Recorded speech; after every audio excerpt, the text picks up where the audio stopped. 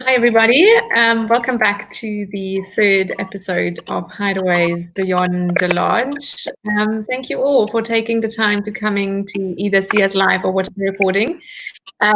Did you know that the series was originally created and launched because of Garth Jenman's passion to share what is actually beyond safari destinations, what is beyond a beautiful lodge that we've built, and what can travelers and agents alike experience when they go to these beautiful wilderness areas that we operate in. So we therefore have invited to these various Beyond the Lodge series a variety of our partners to talk about their experiences exploring the national parks and beautiful coastlines of the lodges that we operate. And today we are actually traveling to Mozambique, and we're traveling to our only beach lodge, Rio Azul, Mozambique, which is north of Vilanculas. We get the lowdown just now from Garth and Mike. And today we're traveling with Mike Varndell. Mike runs today a business called Malawian Style, and was originally born in Zimbabwe. And having worked in Malawi, he realized that he wanted a life of adventure rather than, I guess, a life behind the laptop. And he was lured home by the passion of wanting to create exciting adventures across the warm heart of Africa, as Malawi is known. And he said when we interviewed him to ask him to join this broadcast, he said if he could be an animal, he would be a tsetse fly. Now, I think that is a really fitting introduction to you, Mike, and I want to know why a tsetse fly. Well, quite frankly, I think that was actually the cheeky marketing girls on my team that thought it was a good thing to put on the website. But I guess it's just an irritating. I get called a lot by our agents and friends across the world that I'm a marketing hyena, and I thought that actually let's just change it to tsetse fly because they're pretty irritating. They just never give up, I guess. Brilliant introduction, Mike. Thank you. Welcome. Thank you so much for joining us. It's really great having you here, and I'm looking forward to talking to you and to Garth about Rio Azul. So, Garth and Mike, I'm diving straight into my first question. So, Mike, you've been to Rio Azul, Mozambique twice, actually. Once on a familiarization trip with some agents, including Luke from Vayeni Safaris. And then you've been on a little private romantic getaway just a few months later. And Garth, you too obviously have been there a few times. So, Mike, I want to know from you what is it that excites you most about Mozambique or about this property particular? And Garth, you could maybe start actually with why, how did Rio Azul come into our portfolio? Why did you choose to bring it on?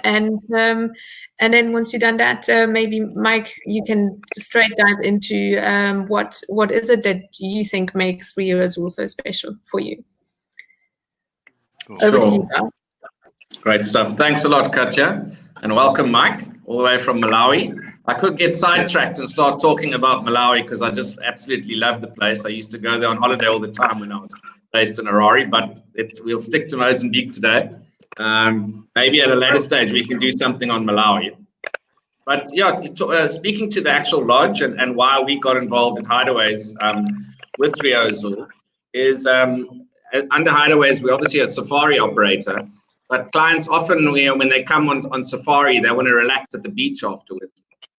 So over the years, we've sent a lot of clients to Madagascar as well as Mozambique for their beach breaks. And we've always been looking for something different that offers a lot of activities where one can relax and do the activities in your own time and not have too much of a structured experience. One knows obviously on safari it can be quite tiring when we get everyone up early because it's the best time in the mornings to go see your wildlife and that.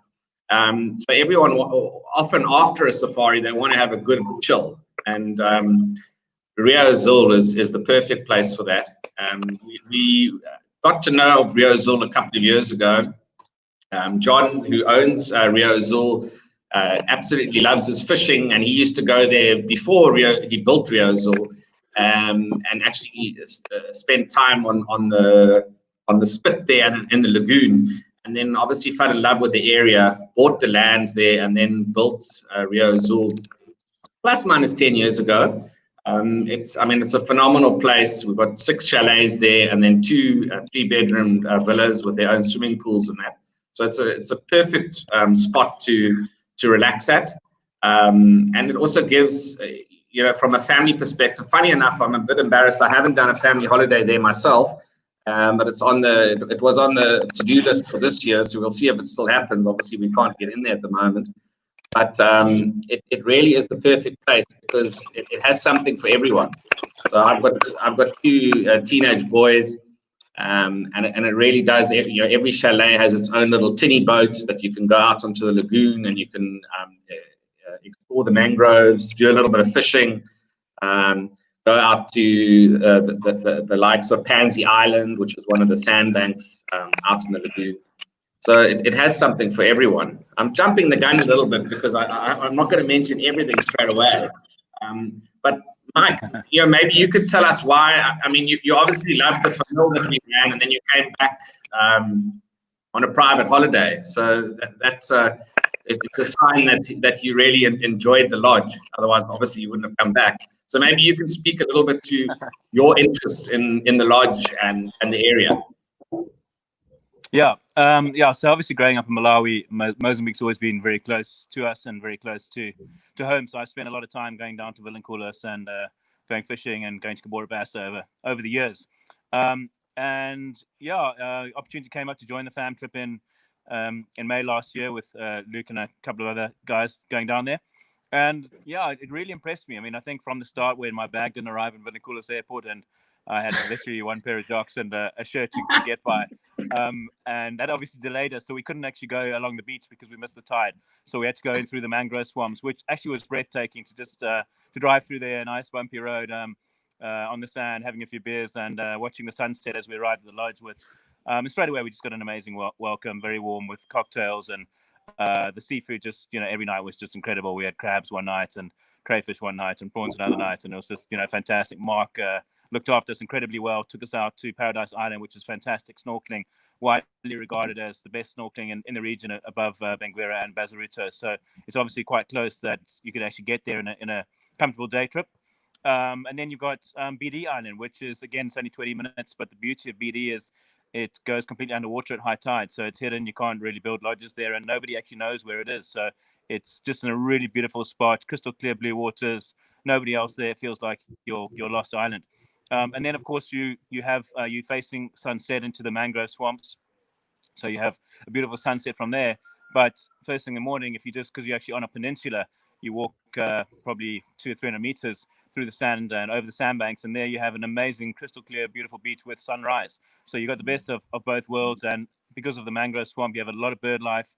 The tinnies were just so much fun just to put a cool box on and drive out and watch sunset and get some incredible photos of the birds and watch the sunset. And then you're close enough to the snorkeling and diving of Bazaruto and Benguela and Paradise Island. So I think it's just a really well-rounded product at a really affordable price. So it's also got something for everyone. You got the luxury or the chalets for your couples, but then you've also got the villas, which are perfect for a family or 3 couples who want to have a bit of privacy and their own swimming pool and their own space. So it kind of just ticks all the boxes for me in a great location and close enough to Vilanculos that it's not a mission to get to. So, Mike, then on your way back, when you traveled back from the lodge, did you manage to do the beach drive on the way back? Yeah, so we did. So that was cool. We got to do the beach drive on the way back. So we did both in and out. Then obviously again at the end of the year we did that again. But it was great to see both options. Yeah, no, it is. And so when I got to this lodge originally, and I saw these little mini boats, actually me being, from Germany inland, no sea, I've never I've never steered a boat. And then this guide, obviously they say you can take the boat yourself. You just go and take your own cooler box, your own umbrella, and off you go. And when the guide obviously came with me into the boat to first see what I'm doing. And anyway, yes, I did drive the boat the same way I drive cars, but it was dangerous. So I got a little bit shell shocked and was very happy when the next time I didn't need him anymore. And I said, "No, don't worry, I do it by myself." But it is quite an exceptional sense of freedom. And I guess, Garth, you half grown up on boats. You've always had boats also here, or were on boats. Love fishing in South Africa. But I guess it is really a true freedom that guests can take their own boat and go off without having to make it a guided experience. How did you experience that when you were there with Lottie, Mike? Yeah, it was pretty cool. We were quite fortunate. We actually had some friends who were also clients who were there at the same time as us. So it was great. They took their boat, we took our boat, we took some cooler boxes. And actually it was quite funny. We got stuck on one of the sandbanks, and the tagline goes, "You paid me to come holiday and you end up coming and saving me and towing me off the sandbank." So we got a perfect photo of our clients pulling me off the sandbank, which was quite special. So we're quite lucky to bump into them. So yeah, we packed a cooler box, and we had some fantastic bird life and the flamingos, and it was just, you know, pretty awesome sunset, as you can see by the photo I sent in for your blast. But you know, it was obviously great to, you know, when I went with Luke, it was pretty much a romance too, because we called it our bromance. But yeah, obviously it's a different situation. But no, it was great fun and nice to see it from a different angle, with a girlfriend, as opposed to being on a fan trip where we obviously were, you know, trying to get in every activity possible in time we had, whereas going second time round, I've kind of done it all and could choose which activities I wanted to do again. So Garth, what's your favorite activity on Rio Azul? Yeah, I mean, I would say it's the independence of the little tinny, and being able to. I think it's quite unique where, because the lagoon is so big and protected, it's very safe for people to be able to go out on the tinny on their own, and it's something that, generally speaking, at lodges one can't do. So it gives you that independence. I've always been a person who likes to do my own thing, and not necessarily be guided around all the time.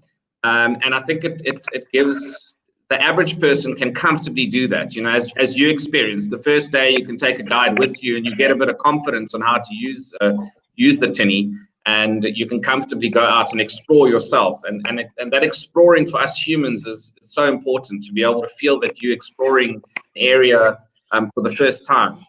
And in our lagoon, you're feeling that way. You know, there's some local on dugouts and that, doing a little bit of fishing, but otherwise you don't see any other developments in that around on the lagoon.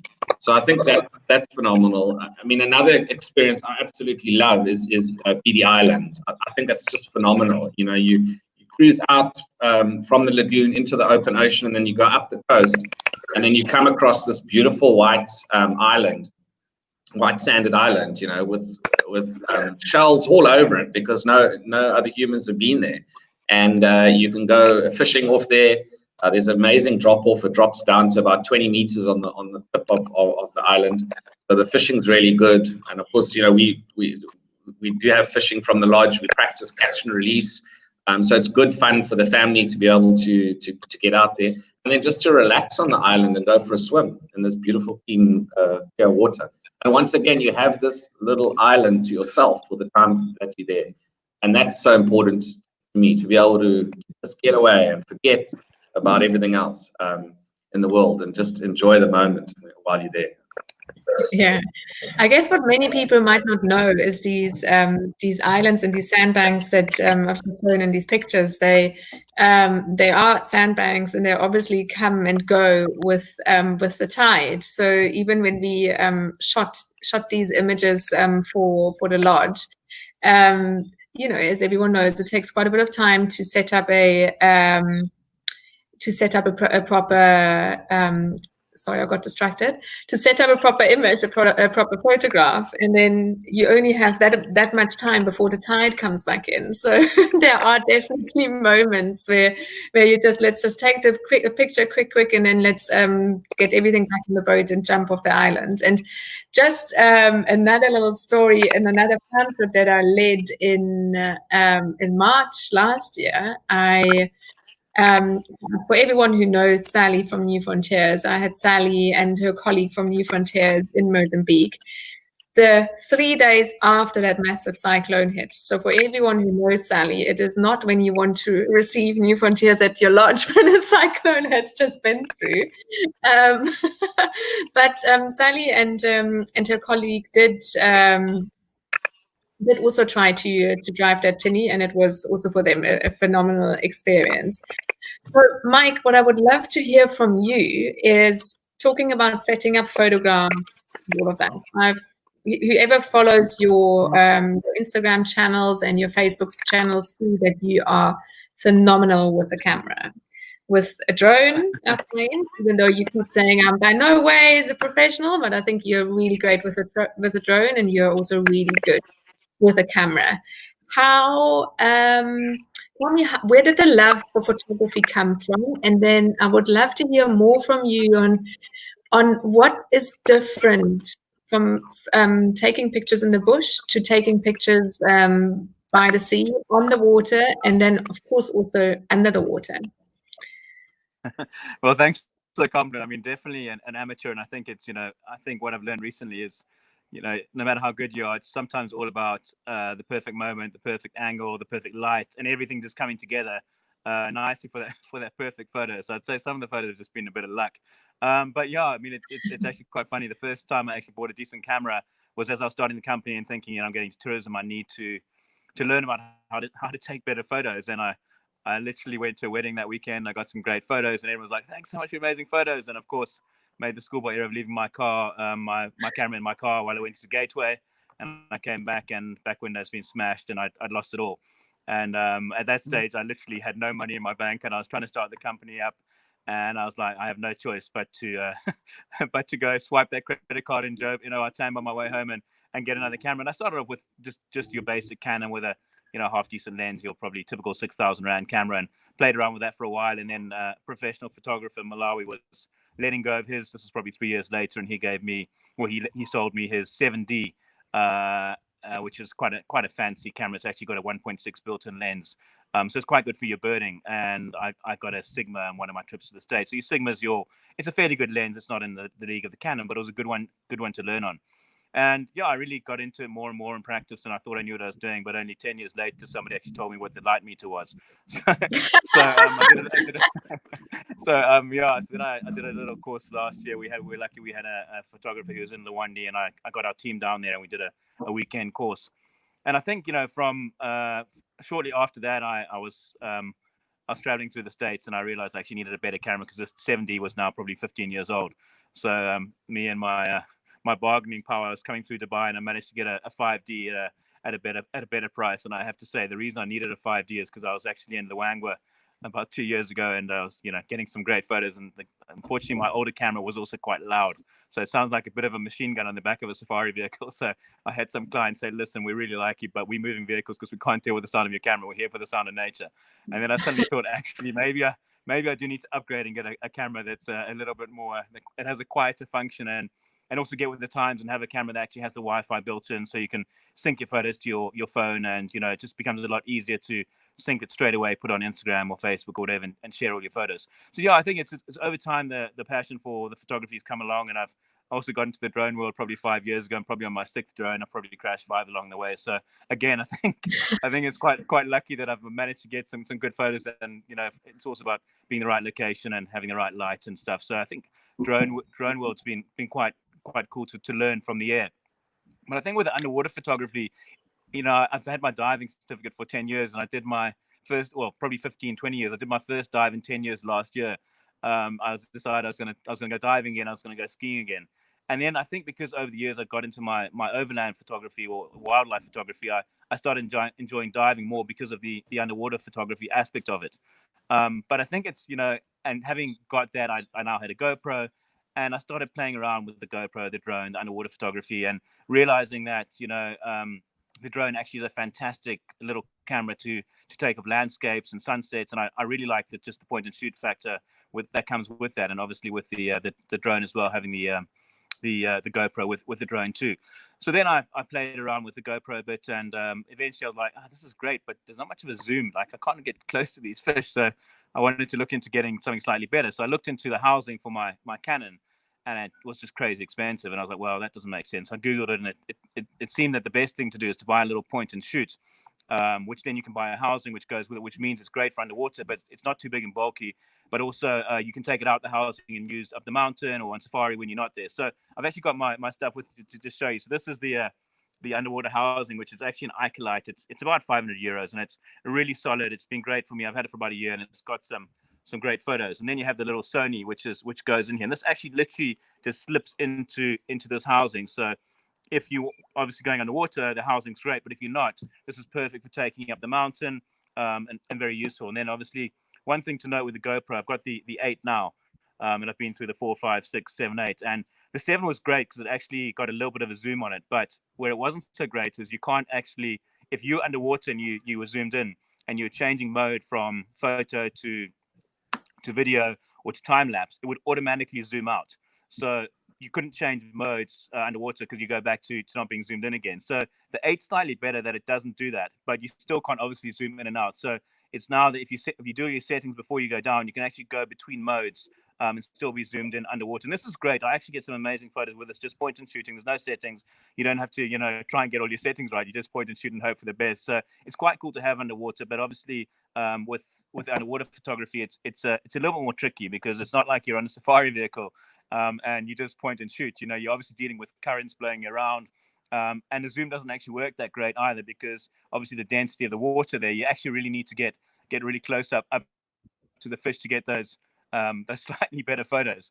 So I've actually been doing a little bit of reading about it, and it seems that you just need to get really close to the fish. But instead of like swimming right up to it, which is my normal party trick, you're actually got to turn a little bit and slowly try and work your way, get close to the fish and get those photos. So yeah, I mean, I've really enjoyed getting to know underwater photography a bit better, but I've obviously got so much to learn still, and it's definitely one of my goals is to get slightly better at the underwater photography. But yeah, so between these three, I just like to mix it up a little bit. And I think that any advice to anyone is, if you're going to get into underwater photography, start with a GoPro, go for the 8 that has the zoom that you can zoom in and out.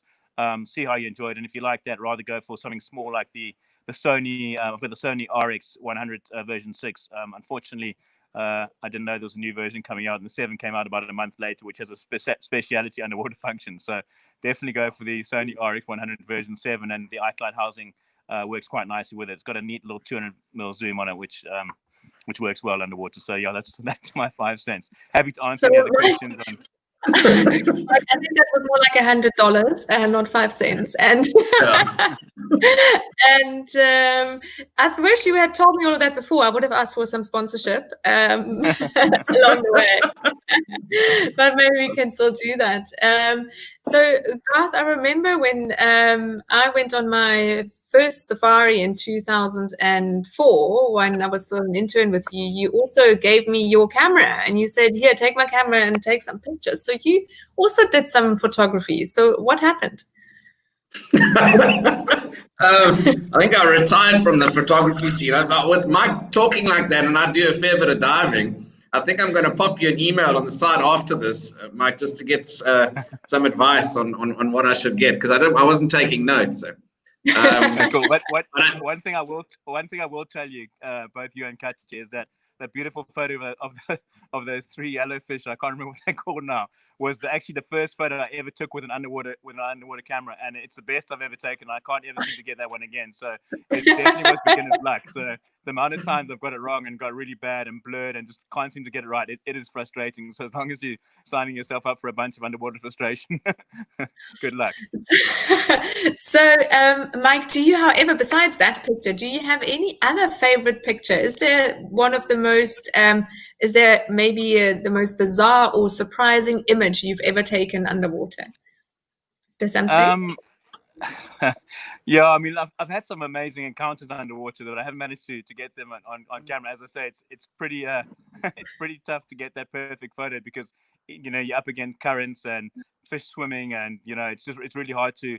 I got the one, obviously the one of the it's the Moorish idols, the 3 Moorish idols, which is loads of those in Mozambique, obviously, and the one of the lionfish as well. Just somehow managed to swim towards me, and I press point and shoot, and it came out all right. But no, I mean, quite often we come across like really cool morays. There's loads of morays, obviously, in Mozambique.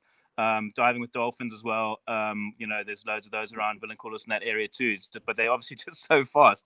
So once we had a really great experience. Actually, it was in Tofu at Christmas, and as we got down, the dolphins came and joined us, and we had a really amazing experience with dolphins down there. It's actually fairly common to get that around the islands, but it's actually easier to get good photos of dolphins when you're snorkeling because you need to try and keep up with them, and then they're not slow.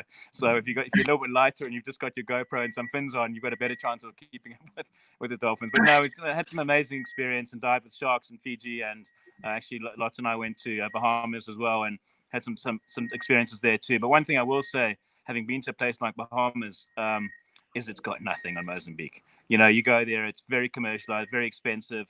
You think what we pay for a meal out in Bahamas, you'd probably pay for a full board, fully inclusive day. And I think we've lost Mike. Rio Azul. No, he's back.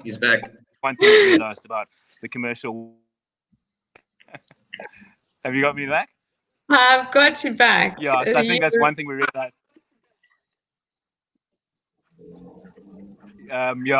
Is the wild beauty of Mozambique at a very affordable price, which when you go to other places around the world, you realize that.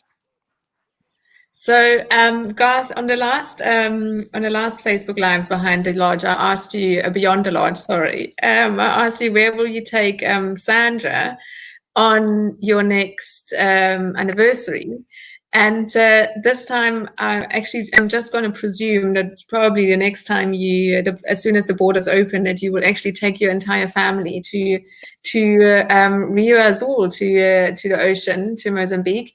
And could you maybe, so you being the family man, you having 2 boys that are obviously extremely active, can you maybe tell us a little bit more about what is Rio Azul with regards to family holidays? Tell us a little bit about the positioning, the distance, when is the best time to travel there, and how would you think a perfect day or a perfect itinerary with a family would look like? And I do apologize if I catch you off guard there with that question.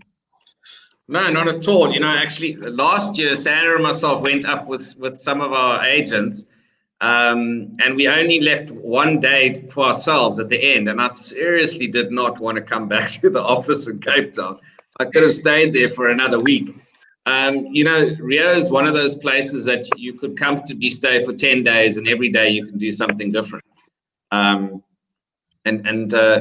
I mean, the great part of it is, this is at the back now. This image that we're watching, for instance, is at the back of the mangroves that you can go right up into off the lagoon.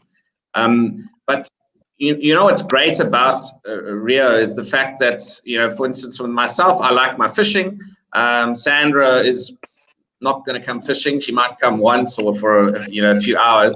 But there's more than enough to do where if I wanted to go fishing and Sandra wanted to chill out by the pool or at the lodge, or get taken out to like the likes of Pansy Island and that in front of the lodge, she could comfortably do that.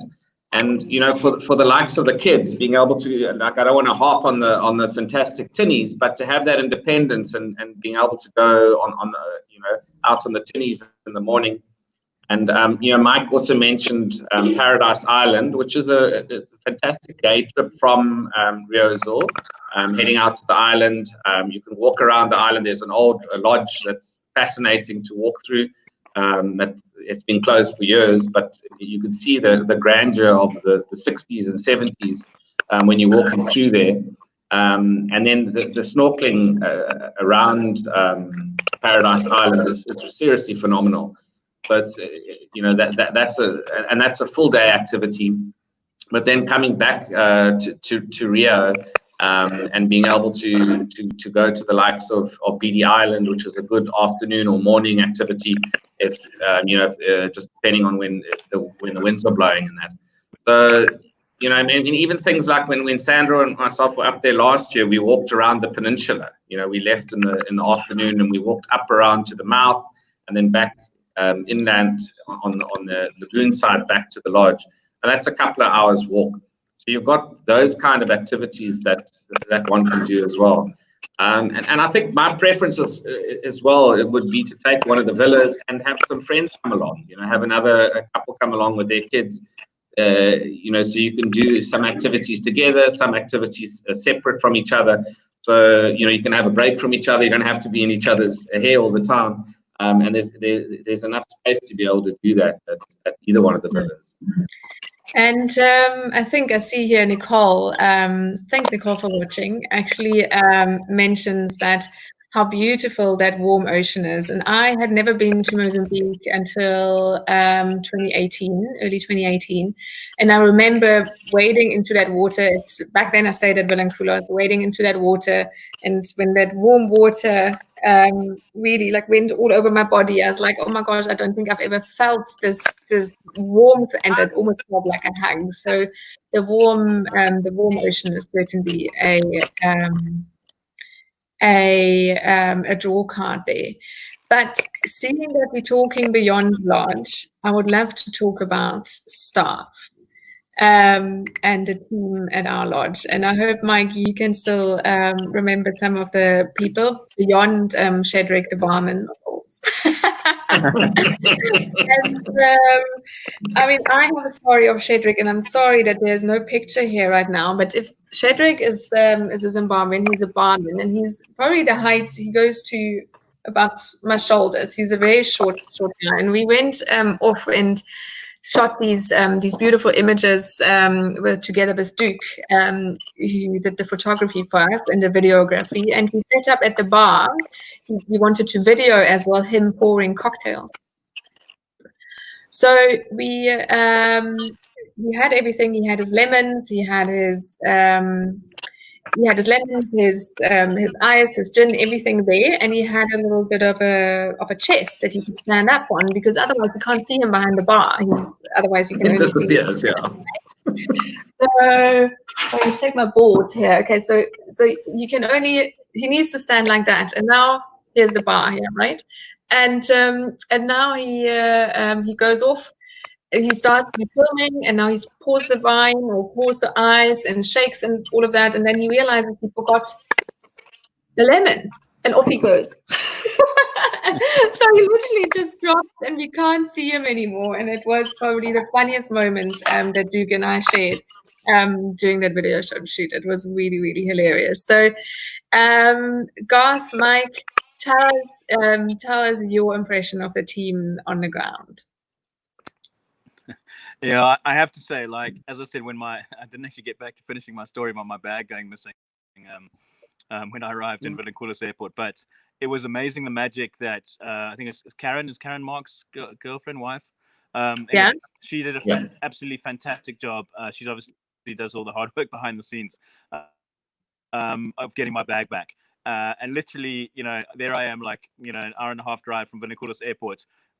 Thinking, okay, I've got one shirt and one pair of jocks for the next 4 days. And a day later, my bag rocked up at Rio Azul on my doorstep, and I was just impressed with the way that she worked with the airline, worked with the airport, worked with somebody to drop it off. And Mark was just fantastic. He took us every day. He took us out. He was first up. His boat was ready. He drove us. He was very professional. It's quite easy to see guys having the odd beer or two in an environment like that, but not at all. He literally put clients first. Cooked us lunch, put up the whole marquee on the beach, took us to Paradise Island. So yeah, he just couldn't have done any more. Worked incredibly hard. And obviously the local staff too, behind the scenes, and Karen, who we didn't see a hell of a lot of, but I tell you what, we know that she delivered, because every night when we got that seafood, we knew she had been in the kitchen, working closely with the staff, and of course the barman and those Tipo Tintos were flying too. So yeah, I have to say, obviously very, very impressed with the staff. I'm in touch with Mark quite a bit still, and he kind of messaged me like, hey, when are you coming back? I want to take you fishing again, but so it's great staff. I couldn't give any more praise. Yeah.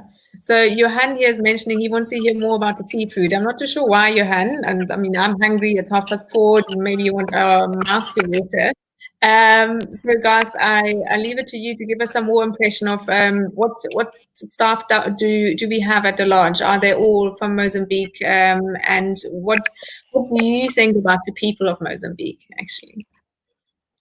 Well, you see, talking about the people in Mozambique on the drive, we do about 30 kilometers up the beach when you do the beach drive, and you come across quite a few of the locals coming down to fish at the ocean, and you can stop and chat with them. Their English isn't the best, obviously they speak Portuguese there, but they're all very friendly and wave and whatnot.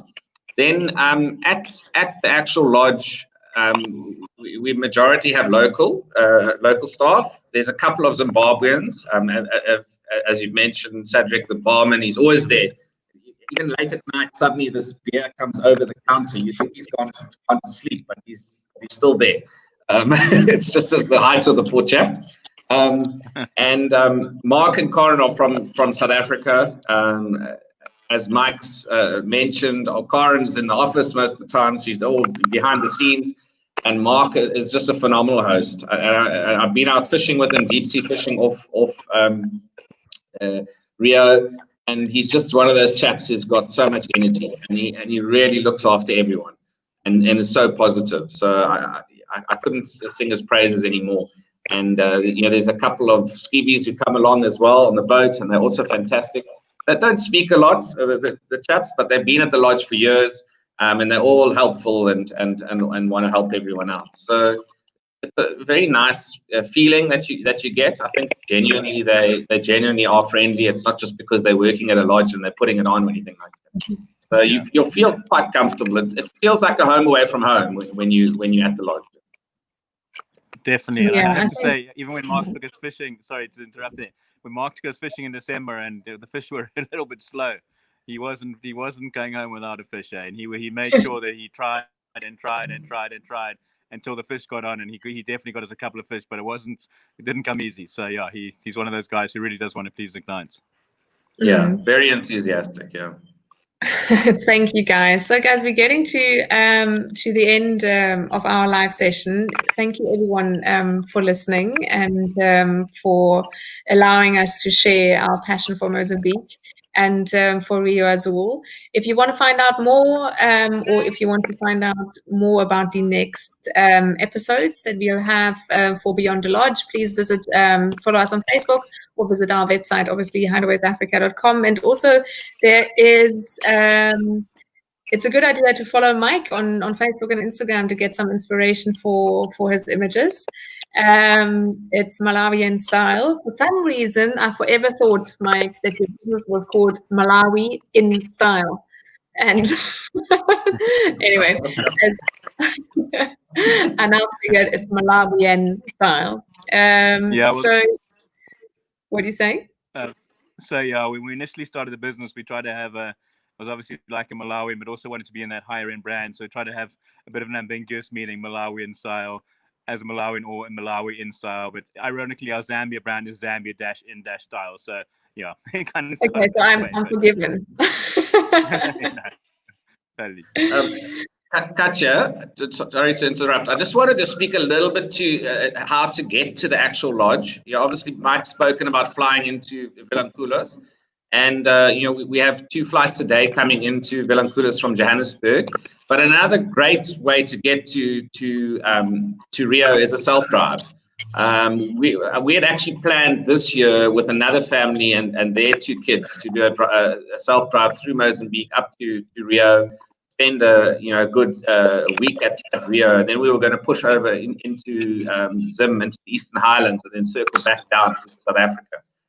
That has been put on hold for mysterious reasons, but we'll definitely be revisiting that. Just to add into that, that's one of the things that we try and push is the logistics of where to go and when to go where. If that kind of makes sense, coming obviously being based in Malawi. And one of the routings that I think is people forget about is Chilo Gorge and Garth. If you stay at Chilo Gorge, there are some quite good flights that go from there down into Vilanculos, and there's a charter flight, or there's some packages available that way. But also coming from Zambia, Malawi, it's actually only a 40-minute flight from South Luangwa in Zambia into Malawi. And there's actually a direct, or there was, I don't know what airlines will ever be running again, but let's just say that it was back to 6 months ago. There was a direct flight from Lilongwe into Nampula, which is actually only an hour and 15 minutes flight. So that's the one way to do it. But the other way is actually, it's a very short drive from Malawi across to Tet, and there's quite good connections from Tet to Vilanculos. And I mean, sometimes you have to go via Maputo, and it's a bit of a pain, but it's, it's an extra hour or whatever. It's not really. So there are actually a lot more connections into Vilanculos from Zim, Malawi, Zambia that you wouldn't actually know about, and if you don't want to do the longer drives. Yeah, makes sense. And sorry, just excuse my ignorance. I might just, educate me. Nampula, from Nampula to Vilanculos, would you fly or would you drive? You fly, right? Nampula, we've generally used Nampula to connect up to the northern side of Mozambique. But coming south, I mean, again, there's quite a few connections via Maputo and stuff. So instead of, if you are coming from Malawi, you can fly into Nampula. It's an hour flight, and then from there you can connect on LAM, and there's various flights going south down to Maputo and back up to Vilanculos. There are ways of doing it. It's a bit roundabout, but it's certainly a lot cheaper and a lot shorter than going back via Joburg. Yeah, of course. Well, guys, thank you very much for your time. For our listeners, please keep following us on Facebook. Follow this thread in order to know what's coming up in the next Beyond the Lodge, which will be happening in 3 weeks' time, same time, same place. And thank you. And we loved having you. Thanks, Mike. Thanks. Thanks, Thank you, guys. Thanks a ton, guys. Thanks, Mike. Thanks, Katja. Keep well. Cheers, everyone. Thanks. Cheers, guys. Bye.